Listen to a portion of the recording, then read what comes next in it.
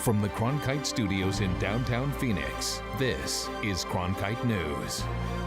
As Governor Ducey's plan to send a total of 338 troops to the border for Operation Guardian Shield has officially begun, we take you to Nogales to find out how the deployment will affect the border community. Plus, deadly counterfeit drugs are on the rise, and they're being disguised as prescription pills. What you need to know about this dangerous trend here in Arizona. And Arizona teachers are officially planning a walkout, but this time they're saying it's going to be, quote, long-term. Cronkite News starts now. Good evening and welcome to Cronkite News on Arizona PBS. I'm Noelle Lilly. And I'm Tyler Paley. Thanks for joining us. The Arizona National Guard deployment to the border is imminent, and Arizona lawmakers and people in the border community are voicing their concerns. Our coverage of Operation Guardian Shield begins with Cronkite News reporter Adriana de Alba live in Nogales. There's still no word on what exactly the troops will be doing or when they'll begin their work here on the border. But this afternoon, we had the chance to catch up with residents and business owners here, some of them telling us they're worried this action will create chaos in their community. You see military, you get scared. Like, why are the military here? What are they protecting us from? We don't know because we feel just as safe as 50 years ago. Debbie Bracker is the owner of a clothing store in Nogales. She says business has already been declining since the increased attention on border security issues. She worries the decision to send troops to the border will cause many of her Mexico customers to shy away from shopping in the U.S. And she believes troops are not needed along this stretch of the border. There's really no danger. I don't know what Trump think he's trying to protect us from. Most of the people we talked to here today say they're really just confused about all the hype. Now, one woman did tell us that if the troops can help stop drugs from coming into the U.S., then they would be welcome. We're live in Nogales. Adriana de Alba, Cronkite News. 29 Arizona lawmakers have signed a letter to Governor Doug Ducey saying the border troop deployment is the wrong move. Democratic Senator Andrea D'Alessandro was the main author. She says the militarization could set back efforts to undo the damage from SB 1070 in terms of trade, tourism, and reputation. In the letter, D'Alessandro says she lives about 40 miles from the border and calls the immigration crisis overblown. She says border crossings are down to the lowest level since 1971, and that she and her fellow Democratic leaders feel Trump is mischaracterizing the region. I think that many people from Washington, D.C. and even from Phoenix just go down to the border and use it for a photo opportunity. Santa Cruz County is one of the safest counties, certainly one of the safest border regions, and I've never felt afraid there. But it is harder for the border communities to be successful, and by extension the state of Arizona to be successful, when we are scaring people and making it seem like the border is an unsafe place where you need to build a wall. And the Tohono O'odham community, located along the Arizona border, says it's reached out with concerns about the deployment on tribal lands. Representatives say they've been assured by Border Control representatives that no military personnel would be deployed on the Tohono O'odham Nation. One reason given for putting troops on the border is the need to help stop the flow of illegal drugs into our country. But there is one drug threat that doesn't get as much attention: counterfeit drugs. Cronkite News reporter Ariana Bustos has more from our Washington bureau. Between May 2015 and February 2017, 32 Maricopa County residents took what they thought were prescription pills. Pills that were actually counterfeit drugs laced with fentanyl. Drugs that led to their deaths. They'll tell you, what do you mean counterfeit medicines? Are you talking about counterfeit narcotics? I said, no, not necessarily. We're talking about, it could be cancer medications, it could be COPD medications, it could be Viagra, it could be Tylenol. Ex-DEA agent Steve Murphy spoke at the release of a report by the Partnership for Safe Medicines that says distribution of fentanyl-laced prescription drugs are on the rise. The report says fentanyl-laced counterfeit drugs were found in 43 states, 22 of which have had fentanyl-related deaths since 2015, Arizona included. Ex-DEA agent Javier Peña says border states are at particular risk. The border states, I'm from Texas, Arizona. Obviously, the borders are very, very vast. There's a lot of opportunity opportunities to get smuggled in, and the trafficker is very creative. He'll use whatever he can to move this counterfeit drugs. Between August and this January, authorities seized 30,000 counterfeit pills in Pima County, 4 pounds of pills in Santa Cruz County, and made smaller seizures in Maricopa and Yavapai counties. Marvin Shepard, chairman of the Partnership for Safe Medicines Board, said fentanyl is particularly toxic. It doesn't take much of any one of those products to being laced in another product to kill you. Murphy says the problem can be invisible, especially when sick people take pills and it isn't investigated. And it's the perfect crime, because when I pass away, the doctor's going to confirm, well, he had cancer, he passed away from cancer. But nobody's ever going to realize that I was sold fake medications, and that was the crime that was committed. So we kind of refer to it as the perfect crime. Reporting from Washington, Ariana Bustos, Cronkite News. Today, teachers are preparing for tomorrow's statewide walk-in to their schools, but have also made it clear today that they are ready to take it one step further if Governor Ducey does not meet their demands. Cronkite News reporter Gabriel Gamino is tracking the latest. Educators have been consistently pushing for a 20% pay increase and more funding, but say that Governor Doug Ducey's plan of slowly increasing that funding, a 1% pay increase to teachers, and $100 million to education next year is not enough. They've already taken their demonstrations to the streets, making walk-ins before school days and rallying outside the Capitol in Red for Ed rallies. But with no negotiations on the table, Save Our Schools Arizona spokesperson Raquel Mamani says that educators are prepared to walk out and that they have the community support. The governor seems to be tone deaf to what the educators and the community is saying. And so, yes, there has been a date set for a walkout. The date of that walkout is still to be released, but organizers say it could be any time. As of this moment, the organization has told educators to be prepared for what could be a long-term absence. Live in downtown Phoenix, Gabriel Gamino, Cronkite News. 6 people were killed after a small plane crashed at TPC Scottsdale Golf Club Monday night. The plane was on course to fly to Las Vegas. According to police, the small plane took off around 8:45 and hit the ground at Champions Golf Course shortly after. The course is only 2 miles away from the takeoff point. Scottsdale police have not confirmed the names of the victims. Mark Zuckerberg had his first of 2 congressional hearings today. He appeared at the Senate Judiciary and Commerce Committees this morning. This is the first time Zuckerberg has personally answered questions from Congress instead of sending a deputy. The senators present, including Arizona Senator Jeff Flake, emphasized the power of Facebook as a company. Zuckerberg took full responsibility for the data breach and promised to look into other apps.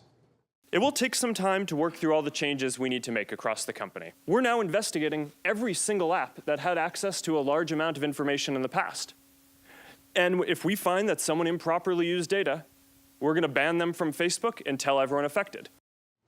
Zuckerberg is scheduled to testify in front of the House Energy and Commerce Committee tomorrow morning. It's been more than 50 years since the passage of the Equal Pay Act, but women still don't make the same amount as men. In Arizona alone, women lose over $6 million every year because of the gender pay gap. Reporter Abdel Jimenez spoke with a couple of women commemorating Equal Pay Day in Phoenix. Women showed up in red for one mission: to push for equal pay. Phoenix Mayor Greg Stanton recognized April 10th as Equal Pay Day for the city of Phoenix. We believe that today is not just about women's issue, but it is about a social and economic issue that everybody in the state should be concerned about, regardless of their gender or even their age. The color red signifies the fact that women remain in the red in their pay. According to a 2017 analysis from the Pew Research Center, women in the U.S. on average earn 82% of what men earn. It would take women an extra 47 days of work to catch up with the salaries of their male counterparts. At the event, cupcakes were sold to show the disparities among equal pay. Men had to pay $1, while women only paid 80 cents. And while the gap has been narrowing, it still persists, specifically among minorities like Black and Hispanic women. We're also the head of our households in many cases, in which case we need to be able to support and do the work of a man and a woman in our homes as far as providing for our children and providing education. And how do we close that gap? Dickinson says it should start with transparency in the workplace. Anything that's done in the dark is done wrong. So we need to be able to see what everyone is getting paid and to make sure that we are all being paid the same. For Cronkite News, Abdel Jimenez. A recent World Economics Forum report claims that it will take another 70 years before women's pay matches the men, given the current rate. The good news is that Arizona's wage gap is slightly lower compared to the rest of the country. Well, Noelle, snakes call the desert their home, just like you and I. That's right. That's why we have experts called venom keepers. Coming up on Cronkite News, we show you how those experts can teach you to safely remove a venomous snake from your home. And the right tree in the right place. How SRP is moving trees and helping keep the heat down in the desert. I'm Judy Woodruff, anchor and managing editor of the PBS NewsHour. The journalists of tomorrow face a fast-changing media landscape, but quality news remains vitally important to our communities, our country, and our world. At ASU's Walter Cronkite School of Journalism and Mass Communication, students learn solid, reliable reporting, holding the powerful accountable, and rebuilding the public's trust. The Cronkite School and Arizona PBS, preparing the next generation for a stronger future of journalism. As journalists at Cronkite News, we report on stories that matter to you by focusing on the local impact. We dig deeper and work tirelessly to keep you informed. Live in Wickerburg. Live in Los Angeles. In Cleveland. In Washington. In Louisville. From Jerusalem. Live in Philadelphia. From around the world to right here in Phoenix. At Cronkite News, we report the facts and stick to the truth. Millions of people die every year from drinking dirty water. I would never have felt I had the ability to do something without ASU pushing me. We built filtration systems out of local materials with the people. To see those kids drink clean water for the first time, it's the most rewarding feeling that you can ever have. I went to ASU because I wanted to change the world. The thing I never would have expected is how the world would have changed me. Today, Arizona residents turned into snake charmers with only a bucket and tongs. Yikes. Reporter Sydney Eisenberg shows us how some people are learning the best way to safely remove venomous snakes from their property. I've seen rattlesnakes crawling into people's yards, and that's a little too much. Steve Peralta, like many Arizonans, says seeing snakes on hiking trails and other areas is routine, but now he is able to remove the snakes himself. When you just see them and look at them, take pictures of them, it's a lot different when you actually handle one because you're messing with an animal that can kill you. The Phoenix Herpetological Society trained people to remove venomous snakes on their own instead of calling the society or animal control. Students practiced on a non-venomous snake before moving on to the dangerous one. The snakes were here first. They still are going to find a way into your home or into your backyard from time to time, and it's really helpful to know how to safely remove them. Now, the removal of a rattlesnake could set you back about $75. With the proper training, all you need is a set of tongs and a bucket.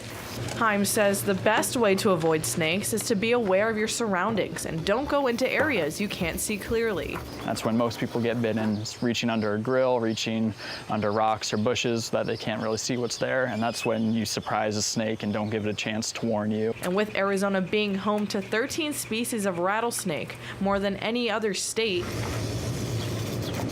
Heim says this type of training is worth it before a surprise strikes in your backyard. In Scottsdale, Sydney Eisenberg, Cronkite News. The Phoenix Herpetological Society says as the days start to heat up, Arizonans can expect to see more rattlesnakes. If you do see one, stay at least 3 feet away. It's a time of year people across the valley need to seek shade to escape those triple-digit temps. But the city of Phoenix has taken some heat for taking down trees. Cronkite News reporter Jamie Fossenkemper explains how a new mass planting is making up for it. You know, it makes it a more livable place to enjoy, to be outside and enjoy the outdoors.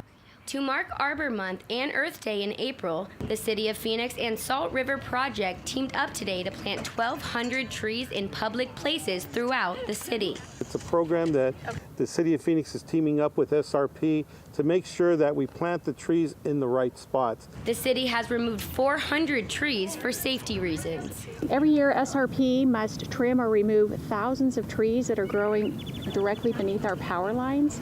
They create reliability and safety hazards for our customers. City officials said trees in the wrong places can cause other problems. A lot of times these trees are hitting those wires that creates power outlets. Phoenix and SRP said adding 3 times as many trees as they removed will also provide much needed shade. And that's what's so important, to have trees that we keep that heat down, especially during the summertime.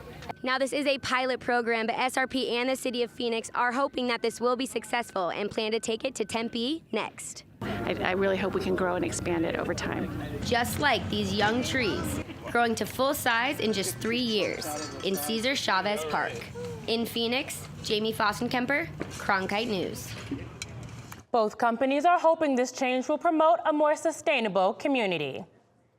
Well, speaking of sustainability, what does it take to become a certified net zero building? Coming up on Cronkite News, we'll take you to an inside one Arizona building which produces more energy than it uses.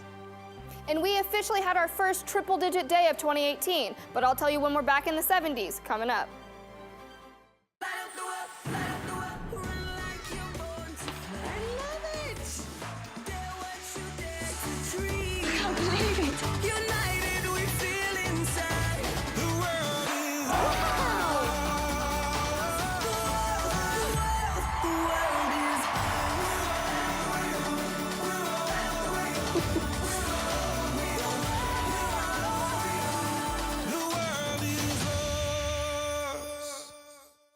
I'm Ted Simons, host and managing editor of Arizona Horizon. Join us each weekday at 5:30 and 10 as we bring you the top newsmakers who impact the state. We cover the stories in depth that shape and affect our local communities, and we take the time to ensure that all voices are equally heard. For more than 30 years, Arizona Horizon has been your voice and your source for what matters most, right here on Arizona PBS. By the year 2050, there will be more plastic in the ocean than fish. Before Professor Halden, I had an insane amount of passion, but I almost felt helpless because I didn't know how to use it. Professor Halden gave me a chance to make a difference. Being at a place like ASU allows you to take these big leaps. Ultimately, the biggest problems in the world cannot be solved alone. What was once a Phoenix adult toy shop is now certified as a net zero energy building by the International Living Future Institute. Nicole Randock discovered how DPR construction took a building that would have been knocked down and extended its usable life for 20 years. This building near 44th Street and Van Buren produces as much energy as it uses over a year.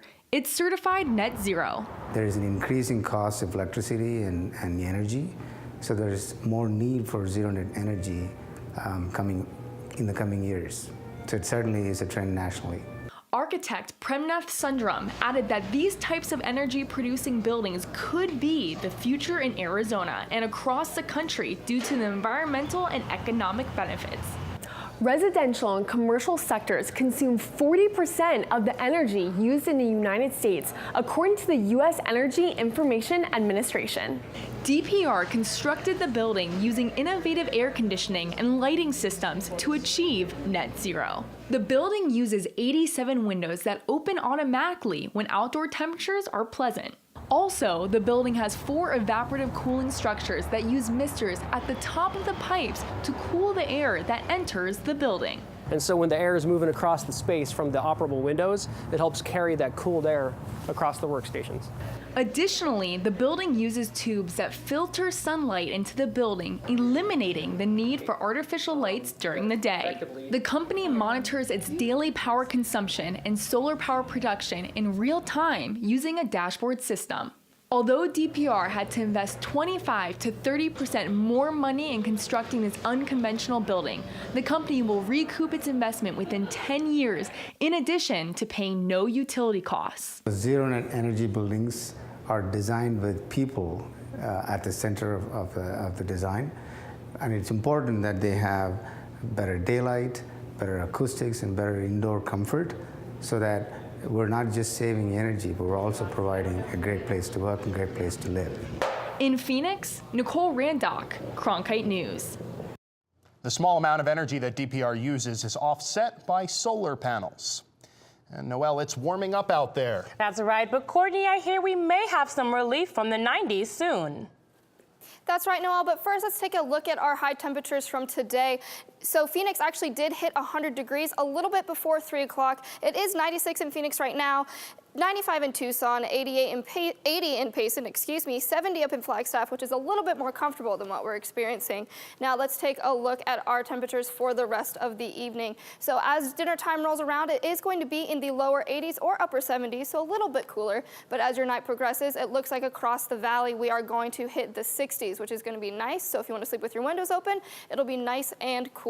As for your temperatures tomorrow, well, it's going to be nice and sunny tomorrow, 91 degrees by noon. So be sure to have some water and a hat on hand to keep that heat off of you, because the UV index is going to be at a 6.5, which is on the lower end of the high scale, but it is still high. And our high temperature is going to be in the upper 90s here in Phoenix. So let's take a look at our next few days. Wednesday, it's going to be 98. Thursday, it's going to be 81, which is a little bit cooler, probably due to those winds that we're going to be having. And Friday, it is going to be a high of 78. Saturday and Sunday, it's going to dip. The temperatures are going to bump back up a little bit more. So Saturday's 83, Sunday's 91.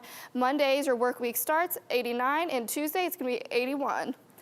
And let's take a look again at our high temperatures. Be sure to have some water on hand, as I said earlier, because those 90s are going to be sticking around through the weekend. For Cronkite Weather, I'm Courtney Malley.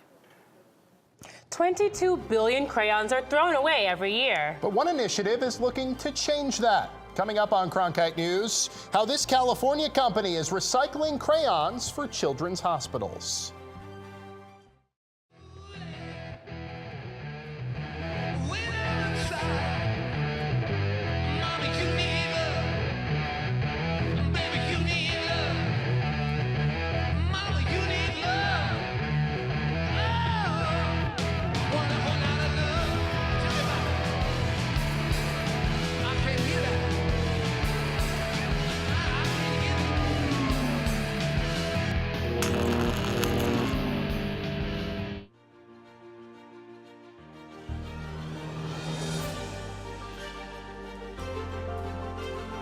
Officially from 36, and he hooks it in. Arizona State wins. Keeping one deep, and it is caught. Jalen Strong. Do you believe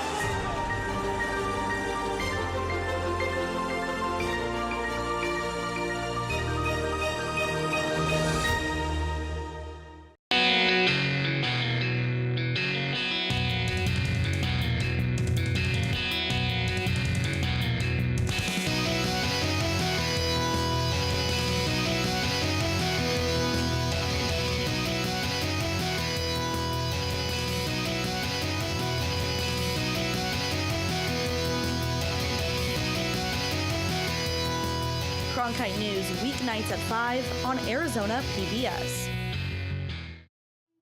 A California-based nonprofit is recycling crayons and then donating them to children's hospitals in places like Mesa, Phoenix, and 123 other hospitals across the U.S. Reporter Micah Bledsoe is in Danville, California, where crayons are melted and molded into new ones. Instead of going to landfills, the Crayon Initiative encourages schools and other organizations to donate their old crayons. We take the crayons that come in, we weigh them so we can keep track of the weight that we have kept out of the landfill. Once they're sorted, we'll melt them down by color. Last month, a Glendale insurance company helped sort, melt, and distribute crayons to kids at local children's hospitals. Melting crayons is just one of the many steps in the process it takes to prepare these crayons to deliver to children in hospitals across the U.S. UCLA Chase Child Life Program Specialist Clarissa Bird says recycling crayons gives sick children something to do. A box of crayons can provide hours of enjoyment, but sometimes it's the minutes that matter the most. Bird says the crayons can change their experience. Being able to grab a box of crayons and take their mind off of the trauma that's going on and the color is so important. Ware says he is doing more than reusing old crayons. The papers, once they're full of wax, so we actually donate them to an artificial log company, and they grind them up and put them in the logs to burn. So there's no waste that we develop here. But seeing kids use his crayons is the best part. Knowing that we brought a smile to their face inside a world that most of us can't even identify with, that's the good part. That's the good feeling. Reporting in Danville, Micah Bledsoe, Cronkite News. Each year, 22 billion crayons are thrown away, according to the Crayon Initiative. Cronkite News is proud to be the news division of Arizona PBS. Here's what's coming up on Arizona Horizon and PBS NewsHour.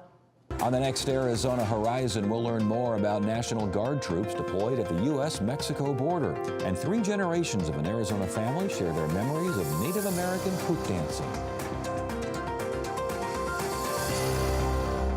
I'm William Brangham. On the next NewsHour, Facebook under fire. CEO Mark Zuckerberg faces senators' questions over protecting users' information. That's Tuesday on the PBS NewsHour. That's it for Cronkite News tonight. Thanks so much for joining us. For top Arizona stories anytime, go to cronkitenews.azpbs.org.